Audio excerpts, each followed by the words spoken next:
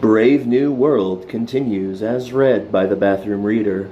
I am covering for the Plurality Report, who is currently looking in his grandfather's attic to find parts for a space shuttle. Chapter 8. Outside in the dust and among the garbage, there were 4 dogs now. Bernard and John were walking slowly up and down. "So hard for me to realize," Bernard was saying, "to reconstruct, as though we were living on different planets in different centuries. A mother and all this dirt and gods and old age and disease." He shook his head. "It's almost inconceivable. I shall never understand unless you explain." "Explain what?" "This," he indicated to the pueblo. "That," and it was the little house outside the village. "Everything. All your life." "But what is there to say?" "From the beginning, as far back as you can remember." "As far back as I can remember." John frowned. There was a long silence. It was very hot. They had eaten a lot of tortillas and sweet corn. Linda said, "Come and lie down, baby." They lay down together in the big bed. "Sing." And Linda sang. Sang Streptococcus to Banbury tea, and "Bye baby banting, soon you'll need decanting." Her voice got fainter and fainter. There was a loud noise, and he woke with a start. A man was saying something to Linda, and Linda was laughing. She had pulled the blanket up to her chin, but the man pulled it down again. His hair was like 2 black ropes, and round his arm was a lovely silver bracelet with blue stones in it. He liked the bracelet, but all the same he was frightened. He hid his face against Linda's body. Linda put her hand on him, and he felt safer. In those other words he did not understand so well. She said to the man, "Not with John here." The man looked at him, then again at Linda, said a few words in a soft voice. Linda said, "No." But the man bent over the bed towards him, and his face was huge, terrible. The black ropes of hair touched the blanket. "No," Linda said again, and he felt her hand squeezing him more tightly. "No, no." But the man took hold of one of his arms, and it hurt. He screamed. The man put up his other hand and lifted him up. Linda was still holding him, saying, "No, no." The man said something short and angry, and suddenly her hands were gone. "Linda, Linda!" He kicked and wriggled, but the man carried him across to the door, opened it, put him down on the floor in the middle of the other room, went away, shutting the door behind him. He got up, he ran to the door. Standing on tiptoe, he could just reach the big wooden latch. He lifted it and pushed, but the door wouldn't open. "Linda!" he shouted. She didn't answer. He remembered a huge room, rather dark, and there were big wooden things with strings fastened to them, and lots of women standing around them, making blankets, Linda said. Linda told him to sit in the corner with the other children while she went and helped with the women. He played with the little boys for a long time. Suddenly, people started talking very loud, and there were the women pushing Linda away. And Linda was crying. She went to the door, and he ran after her. He asked her why they were angry. "Because I broke something," she said, and then she got angry too. "How should I know to do their beastly weaving?" She said, "Beastly savages." He asked her what savages were. When they got back to their house, Popé was waiting at the door, and he came in with them. He had a big gourd full of stuff that looked like water, only it wasn't water, but something with a bad smell that burnt your mouth and made you cough. Linda drank some, and Popé drank some, and then Linda laughed a lot and talked very loud, and then she and Popé went into the other room. When Popé went away, he went into the room. Linda was in bed and so fast asleep that he couldn't wake her. Popé used to come often. He said the stuff in the gourd was called mezcal, but Linda said it ought to be called soma, only it made you feel ill afterwards. He hated Popé. He hated them all the men who came to see Linda. One afternoon, when he had been playing with the other children, It was cold, he remembered, and there was snow on the mountains. He came back to the house and heard angry voices in the bedroom. They were women's voices, and they said words he didn't understand, but he knew they were dreadful words. Then suddenly, crash! Something was upset.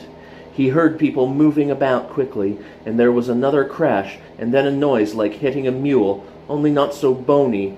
Then Linda screamed, "Oh, don't, don't," she said. He ran in. There were 3 women in dark blankets. Linda was on the bed. One of the women was holding her wrists. Another was lying across her legs so that she couldn't kick. The third was hitting her with a whip. Once, twice, 3 times, and each time Linda screamed. Crying, he tugged at the fringe of the woman's blanket. "Please, please." With her free hand, she held him away. The whip came down again, and again Linda screamed. He caught hold of the woman's enormous brown hand between his own and bit it with all his might. She cried out, wrenched her hand free, and gave him such a push that he fell down. While he was lying on the ground, she hit him 3 times with the whip. It hurt more than anything he had ever felt, like fire. The whip whistled again, fell, but this time it was Linda who screamed. "But why did they want to hurt you, Linda?" he asked that night. He was crying because the red marks of the whip on his back still hurt so terribly. But he was also crying because people were so beastly and unfair, and because he was only a little boy and couldn't do anything against them. Linda was crying too. She was grown up, but she wasn't big enough to fight against all 3 of them. It wasn't fair for her either. "Why did they want to hurt you, Linda?" "I don't know. How should I know?" It was difficult to hear what she said because she was lying on her stomach and her face was in the pillow. "They say those men are their men," she went on, and she did not seem to be talking to him at all. She seemed to be talking with someone inside herself. A long talk which she didn't understand, and in the end she started crying louder than ever. "Don't cry, Linda. Don't cry." He pressed himself against her. He put his arm round her neck. Linda cried out, "Oh, be careful, my shoulder, oh!" And she pushed him away hard. His head banged against the wall. "Little idiot!" she shouted, and then suddenly she began to slap him. "Linda!" he cried out. "Oh, Mother, don't!" "I'm not your mother. I won't be your mother." "But Linda, oh!" She slapped him on the cheek. "Turned into a savage," she shouted, "having young ones like an animal. If it hadn't been for you, I might have gone to the inspector. I might have got away, but not with a baby. That would have been too shameful." He saw that she was going to hit him again and lifted his arm to guard his face. "Oh, don't, Linda, please don't." "Little beast." She pulled his arm down, and his face was uncovered. "Don't, Linda." He shut his eyes, expecting the blow. But she didn't hit him. After a little time, he opened his eyes again and saw that she was looking at him. He tried to smile at her. Suddenly she put her arms around him and kissed him again and again. Sometimes, for several days, Linda didn't get up at all. She lay in bed and was so sad. Or else she drank that stuff that Popé brought and laughed a great deal and went on to sleep. Sometimes she was sick. Often she forgot to wash him, and there was nothing to eat except cold tortillas. He remembered the first time she found those little animals in his hair, how she screamed and screamed. The happiest times were when she told him about the other place. "And you really can go flying whenever you like?" "Whenever you like." And she would tell him about the lovely music that came out of a box, and all the nice games you could play, and the delicious things to eat and drink, and the light that came when you pressed a little thing in the wall, and the pictures that you could hear and feel and smell as well as see, and another box for making nice smells, and the pink and green and blue and silver houses as high as mountains, and everybody happy, and no one ever sad or angry, and everyone belonging to everyone else, and the boxes where you could see and hear what was happening at the other side of the world, and babies in lovely clean bottles.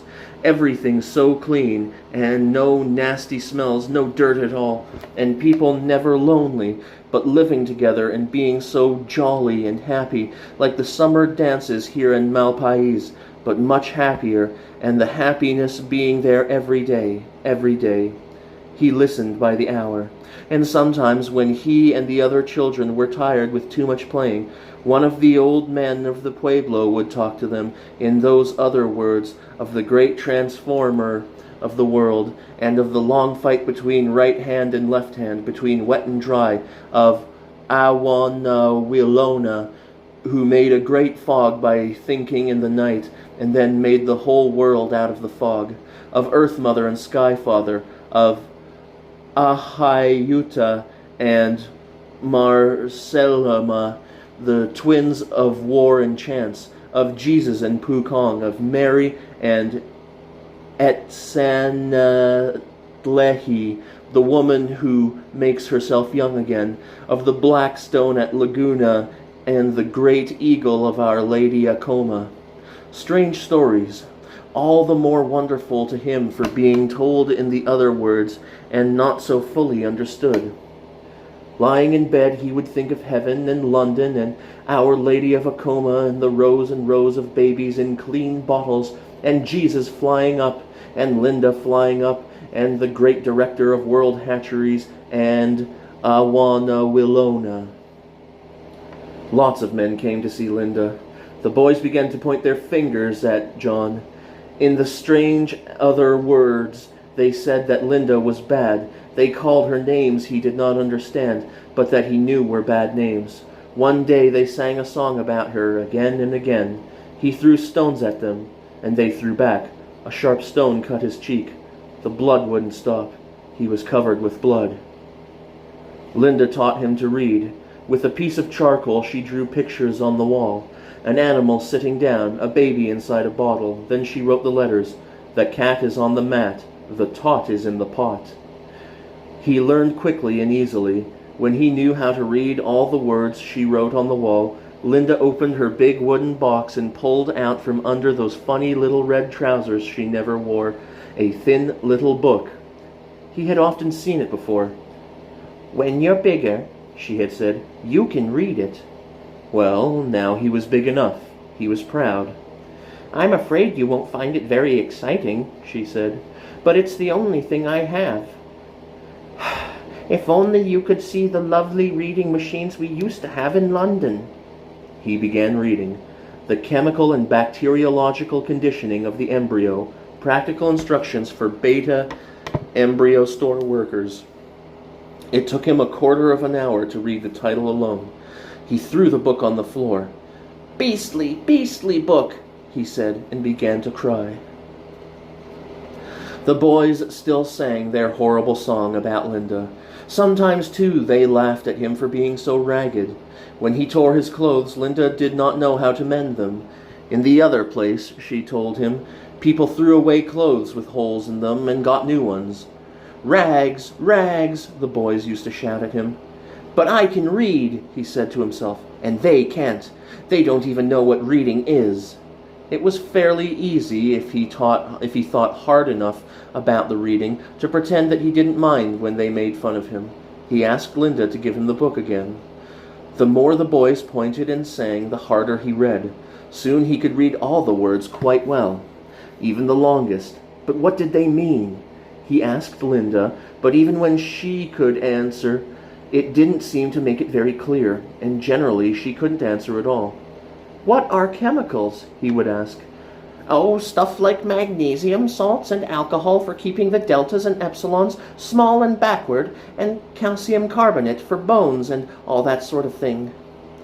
"But how do you make chemicals, Linda? Where do they come from?" "Well, I don't know. You get them out of bottles, and when the bottles are empty, you send up to the chemical store for more. It's the chemical store people who make them, I suppose, or else they send to the factory for them. I don't know. I never did any chemistry. My job was always with the embryos." It was the same with everything else he asked about. Linda never seemed to know. The old men of the pueblo had much more definite answers. The seed of men and all creatures, the seed of the sun and the seed of earth and the seed of the sky. Awana Willona made them all out of the fog of increase. Now the world has 4 wombs, and he laid the seeds in the lowest of the 4 wombs, and gradually the seeds began to grow. One day, John calculated later that it must have been soon after his 12th birthday. He came home and found a book that he had never seen before lying on the floor in the bedroom. It was a thick book that looked very old. The binding had been eaten by mice. Some of its pages were loose and crumpled. He picked it up, looked at the tied page. The book was called The Complete Works of William Shakespeare. Linda was lying on the bed, sipping that horrible, stinking mezcal out of a cup. "Popé brought it," she said. Her voice was thick and hoarse like somebody else's voice. "It was lying in one of the chests of the antelope kiva. It's supposed to have been there for hundreds of years. I expect it's true because I looked at it, and it seemed to be full of nonsense, uncivilized. Still, it'll be good enough for you to practice your reading on." She took a last sip, set the cup down on the floor beside the bed, turned over on her side, hiccuped once or twice, and went to sleep. He opened the book at random. "Nay, but to live in the rank sweat of an enseamed bed, stewed in corruption, honeying and making love over the nasty sty." The strange words rolled through his mind, rumbled like the drums at the summer dances. If the drums could have spoken, like the men singing the corn song, beautiful, beautiful so that you cried. The old Mitsima, saying magic over his feathers and carved sticks, and his bits of bone and stone. Kaiathla, silu, siloque, siloque, kiai, silu, sithl, but better than Mitsima's magic because it meant more, because it talked to him, talked wonderfully and only half understandably, a terrible, beautiful magic about Linda lying there snoring, with the empty cup on the floor beside the bed, about Linda and Popé. Linda and Popé. He hated Popé more and more. A man can smile and be a villain, remorseless, treacherous, lecherous, landless villain. What did the words exactly mean? He only half knew. But their magic was strong and went on rumbling in his head, and somehow it was as though he had never really hated Popé before. Never really hated him because he had never been able to say how much he hated him. But now he had these words like drums and singing and magic. These words and the strange, strange story out of which they were taken. He couldn't make heads or tails of it, but it was wonderful, wonderful all the same. They gave him a reason for hating Popé, and they made his hatred more real. They even made Popé himself more real. One day, when he came in from playing, the door of the inner room was open, and he saw them lying together on the bed, asleep. White Linda and Popé almost black beside her, with one arm under her shoulders and the other dark hand on her breast, and one of the plaits of his long hair lying across her throat, like a black snake trying to strangle her. Popé's gourd and a cup were standing on the floor near the bed. Linda was snoring. His heart seemed to have disappeared and left a hole. He was empty. Empty and cold and rather sick and giddy. He leaned against the wall to steady himself. Remorseless, treacherous, lecherous, like drums, like the men singing for the corn, like magic, the words repeated and repeated themselves in his head. From being cold, he was suddenly hot, his cheeks burnt with the rush of blood. The room swam and darkened before his eyes. He ground his teeth. "I'll kill him! I'll kill him! I'll kill him!" he kept saying, and suddenly there were more words. "When he is drunk, asleep, or in his rage, or in the incestuous pleasure of his bed." The magic was on his side. The magic explained and gave orders. He stepped back in the outer room. "When he is drunk and asleep." The knife for the meat was lying on the floor near the fireplace. He picked it up and tiptoed to the door again. "When he is drunk, asleep. Drunk, asleep." He ran across the room and stabbed. Oh, the blood! Stabbed again, as Popé heaved out of his sleep, lifted his hand to stab once more, but found his wrist caught, held, and twisted. He couldn't move. He was trapped, and there were Popé's small black eyes, very close, staring into his own. He looked away. There were 2 cuts on Popé's left shoulder. "Oh, look at the blood!" Linda was crying. "Look at the blood!" She had never been able to bear the sight of blood. Popé lifted his other hand. To strike him, he thought. He stiffened to receive the blow, but the hand only took him under the chin and turned his face, so that he had to look again into Popé's eyes. For a long time, for hours and hours, and suddenly he couldn't help it. He began to cry. Popé burst out laughing. "Go," he said in the other Indian words. "Go, my brave Ahayuta." He ran out into the other room to hide his tears. "You are 15, said old Mitsima in the Indian words. "Now I may teach you to work the clay." Squatting by the river, they worked together. "First of all," said Mitsima, taking a lump of wetted clay between his hands, "we make a little moon." The old man squeezed the lump into a disc, then bent up the edges. The moon soon became a shallow cup. Slowly and unskillfully he imitated the old man's delicate gestures. "A moon, a cup, and now a snake." Mitsima rolled out another piece of clay into a long flexible cylinder, hooped it into a circle, and pressed it on the rim of the cup. "Then another snake, and another, and another." Round by round, Mitsima built up the sides of the pot. It was narrow, it bulged, it narrowed again towards the neck. Mitsima squeezed and patted, stroked and scraped, and there at last it stood, in shape the familiar water pot of Malpais, but creamy white instead of black, and still soft to the touch. The crooked parody of Mitsima's, his own stood beside it. Looking at the 2 pots, he had to laugh. "But the next one will be better," he said, and began to moisten another piece of clay. To fashion, to give form, to feel his fingers gaining in skill and power, this gave him an extraordinary pleasure. A, B, C, vitamin D, he sang to himself as he worked. The fats in the liver, the cods in the sea. And Mitsima also sang, a song about killing a bear. They worked all day, and all day he was filled with an intense, absorbing happiness. "Next winter," said old Mitsima, "I will teach you to make the bow." He stood for a long time outside the house, and at last the ceremonies within were finished. The door opened. He came out. They came out. Koflu came first, his right hand outstretched and tightly closed as though over some precious jewel. Her clenched hand, similarly outstretched, Kiakime followed. They walked in silence, and in silence, behind them came the brothers and sisters and cousins of all the troop of old people. They walked out of the pueblo across the mesa. At the edge of the cliff they halted, facing the early morning sun. Koflu opened his hand. A pinch of cornmeal lay white on the palm. He breathed on it, murmured a few words, and then threw it, a handful of white dust, towards the sun. Kiakime did the same. Then Kiakime's father stepped forward, and holding up a feathered prayer stick, made a long prayer, then threw the stick after the cornmeal. "It is finished," said old Mitsima in a loud voice. "They are married."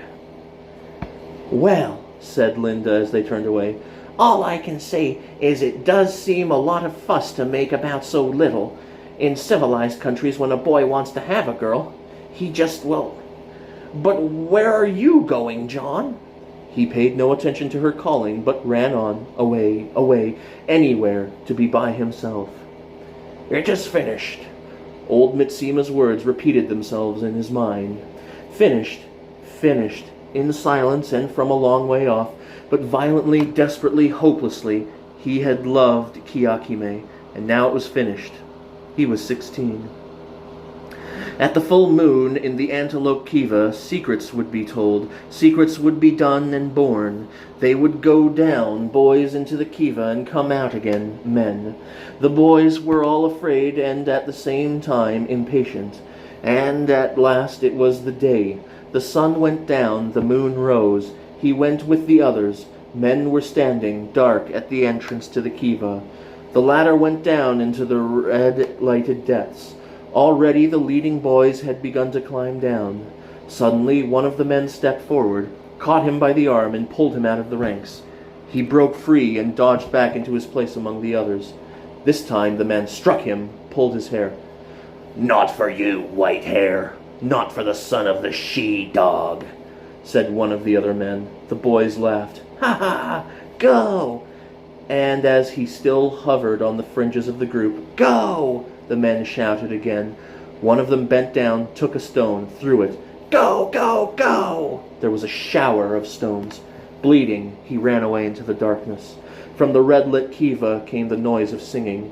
The last of the boys had climbed down the ladder. He was all alone. All alone, outside the pueblo, on the bare plain of the mesa. The rock was like bleached bones in the moonlight. Down in the valley, the coyotes were howling at the moon. The bruises hurt him, the cuts were still bleeding, but it was not for the pain that he sobbed. It was because he was all alone, because he had been driven out, alone, into this skeleton world of rocks and moonlight. At the edge of the precipice, he sat down. The moon was behind him. He looked down into the black shadow of the mesa, into the black shadow of death. He had only to take one step, one little jump. He held out his right hand in the moonlight. From the cut on his wrist, the blood was still oozing. Every few seconds, a drop fell, dark, almost colorless in the dead light. Drop, drop, drop. Tomorrow and tomorrow and tomorrow. He had discovered time and death and God. Alone, always alone, the young man was saying. The words awoke a plaintive echo in Bernard's mind. Alone, alone. "So am I," he said on a gush of confidingness. "Terribly alone." "Are you?" John looked surprised. "I thought that in the other place. Linda always said that nobody was ever alone there." Bernard blushed uncomfortably. "You see," he said, mumbling and with averted eyes, "I'm rather different from most people, I suppose, if one happens to be decanted different." "Yes, that's just it," the young man nodded. "If one's different, one's bound to be lonely. They're beastly to one. Do you know they shut me out of absolutely everything? When the other boys were sent out to spend the night on the mountains, you know, when you have to dream which your secret animal is, they wouldn't let me go with the others. They wouldn't tell me any of the secrets. I did it by myself, though," he added. "Didn't eat anything for 5 days, and then went out one night alone into those mountains there." He pointed. Patronizingly, Bernard smiled. "And did you dream of anything?" he asked. John nodded. "But I mustn't tell you what." He was silent for a little, then in a low voice, "Once," he went on, "I did something that none of the others did. I stood against the rock in the middle of the day, in summer, with my arms out, like Jesus on the cross." "What on earth for?" "I wanted to know what it was like being crucified, hanging there in the sun." "But why?" "Why? Well," he hesitated. "Because I felt I ought to. If Jesus could stand it, and then, if one has done something wrong. Besides, I was unhappy. That was another reason." "It seems a funny way of curing your unhappiness," said Bernard. But on second thoughts he decided that there was, after all, some sense in it. Better than taking soma. "I fainted after a time," said the young man. "Fell down on my face. Do you see the mark where I cut myself?" He lifted the thick yellow hair from his forehead. The scar showed, pale and puckered, on his right temple. Bernard looked, and then quickly, with a little shudder, averted his eyes. His conditioning had made him not so much pitiful as profoundly squeamish. The mere suggestion of illness or wounds was to him not only horrifying, but even repulsive and rather disgusting. Like dirt or deformity or old age, Hastily, he changed the subject. "I wonder if you'd like to come back to London with us?" he asked, making the first move in a campaign whose strategy had been secretly elaborating ever since, in that little house, he had realized who the father of this young savage must be. "Would you like that?" The young man's face lit up. "Do you really mean it?" "Of course, if I can get permission, that is." "Linda, too?" "Well," he hesitated doubtfully, "that revolting creature. No, it was impossible. Unless... It suddenly occurred to Bernard that her very revoltingness might prove an enormous asset. "But of course!" he cried, making up for his first hesitations with an excess of noisy cordiality. The young man drew a deep breath. "To think it should be coming true, what I've dreamt of all my life. Do you remember what Miranda says?" "Who's Miranda?" But the young man had evidently not heard the question. "Oh, wonder," he was saying, and his eyes shone, his face brightly flushed. "How many goodly creatures are there here! How beauteous mankind is!" The flush suddenly opened. He was thinking of Lenina, of an angel in bottle green viscose, lustrous with youth and skin food, plump, benevolently smiling. His voice faltered. "Oh, brave new world," he began, then suddenly interrupted himself. The blood had left his cheeks. He was as pale as paper. "Are you married to her?" he asked. "Am I what?" "Married, you know, forever. They say forever in Indian words. It can't be broken." No. Bernard couldn't help laughing. John also laughed, but for another reason. Laughed for pure joy. "Oh, brave new world," he repeated. "Oh, brave new world that has such people in it. Let's start at once." "You have a most peculiar way of talking sometimes," said Bernard, staring at the young man in perplexed astonishment. "And anyhow, hadn't you better wait till you actually see the new world?"